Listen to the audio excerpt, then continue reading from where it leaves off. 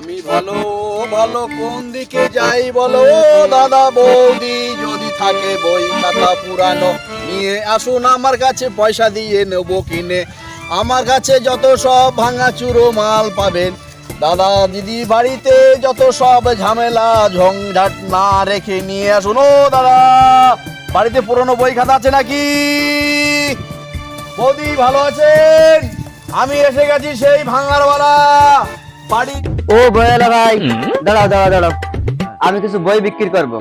হ্যাঁ, বইগুলো দেখেন, এগুলো পুরনো বই নিচ্ছেন তো? পুরনো বই তো নেই। হ্যাঁ দেখেন দেখেন, আমি দেখিনি। হ্যাঁ দেখেন। হ্যালো, হ্যাঁ ঠিক আছে। বইয়ের ভিতরে 10 লাখ টাকা চেক, হ্যাঁ? কারেন্ট।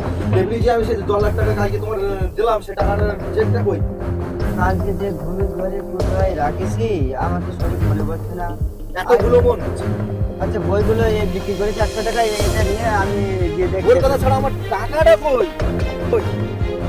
আচ্ছা, দিয়ে দেখছি। আর ওতে কারেন্ট ডেট দেওয়া আছে, আমার সই করা আছে, কারোর হাতে পারমিশন টাকা দিয়ে দেবো সমস্যা নেই। ঠিক আছে, আমি দেখছি। আরে বই এখানে কেন? এইগুলো 100 টাকা আমি কিনে নিয়েছি। তোমার ব্রেন খারাপ, আমার মাথার টাকা ওদিক গেছে, আবার এই হাজার হাজার টাকার বই তুমি 100 টাকায় বিক্রি করছো? এক একটা বই 7,000 8,000 টাকা পিস কেনা আমার, আর তুমি 100 টাকায় বিক্রি করছো কেন? ব্রেন ঠিক আছে? এই বই যদি আমি এই বই দাদা ফালতো না, এর একটা কথার মূল্য জানেন না আপনি? আমি পুরনো বই কিনি, ওই এক বস্তা কিনে রেখেছি। দেখেন, আমার ব্যবসা হচ্ছে এইটা পুরনো বই কেনা, ঠিক আছে? যাই হোক, এই ভাই সাহেব 100 টাকায় বইগুলো দরদাম হয়ে গেছে, টাকা নেন নিয়ে। এরকম ভাবে হয় না, এই বই যেখান থেকে কিনেছি সেখানে আমি ফেরত দেবো, একটু পুরনো হয়ে গেছে তাই কি আমার হাত দেবে দেবে? 40,000 টাকা কেনার দাম এখন আমার দেবে? পুরনো বই নতুনের সাথে দরদাম করলে হয় না। সেটা সে বই আলাদা, এ বই আলাদা, এর মূল্যবান বই, এর মূল্য আপনি জানেন না।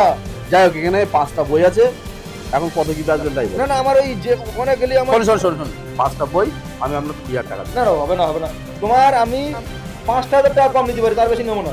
35,000 টাকা দিতে আমার। এটা কি সম্ভব? হ্যাঁ, আর আমার মাথা বেশি গরম। আর আচ্ছা ঠিক আছে, আপনি চেকটা করে দাও, বাড়ি চলো, শুনেন, বাড়ি চলো। আপনি 25,000 টাকা দিন। 25,000 টাকা 25,000 হবে না, আমার 35 দিতে হবে, ওই দিকে দিতে হবে। 35 দিতে হবে। আমার কাছে তো 35,000 টাকাই আছে, তা সব আপনার দিয়ে দেবো। আমি ওর সামনে গিয়ে আর কি কেন? তাহলে আজকে ব্যবসা করছো না আমার? আচ্ছা ঠিক আছে, বই বিক্রি ঠিক করার আছে, মতো ঠিক আছে। না। নেন, টাকা নেন, টাকা নেন। আর তুমি শুধু চলো, বাড়ি চলো, আমার চেকটা বুঝে দাও, আমার একটু জানতে চাইছি। আরো হাতে পরিষেবার চেক, সেটা টাকা না, না, দেবে। এটা কত আছে? 25,000 আজ এখন কোনো সময় নেই, আমার মাথার চাপ আছে, আমার চেক ওদিকে হারিয়ে গেছে, বুঝলে আমার এরকম যাচ্ছি। এই শোনো, চলো শোনো, চলো চলো চলো। 10 লাখ টাকা চেক এই বই। ভাই, আজকে একটা ফাটাফাটি দান মারছি, এরকম বহুদিন পরে। আচ্ছা ঠিক আছে ভাই, ঠিক আছে, চলো চলো চলো চলো। আজকে টান একটা মেরেছি, দেখি 10 লাখ টাকা চেক। এই তো, আরে তো আজকের কারেন্ট ডেট, আমি এক্ষুনি যাবো ব্যাংকে। 10 লাখ টাকা আমি পেয়ে গেছি, ব্যাংকে চেকটা জমা দিলেই 10 লাখ টাকা, এক্ষুনি চলে যাবো ব্যাংকে। যাবো।